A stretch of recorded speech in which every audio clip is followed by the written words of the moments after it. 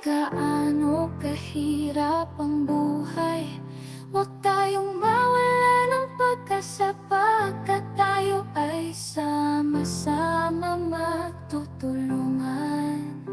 Kaya sabay-sabay natin simulan ang ating mga kabuhayan. Manalig lang tayo sa Panginoon.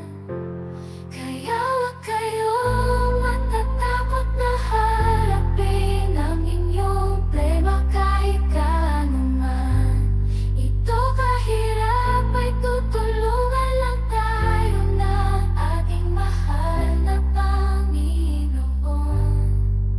Magsusumikap tayo sa ating pag-aaral upang hindi mapaliwala ang pagpaaral sa atin ng ating mga magulang, dahil para sa ating ding kinabukasan ito. Kaya wag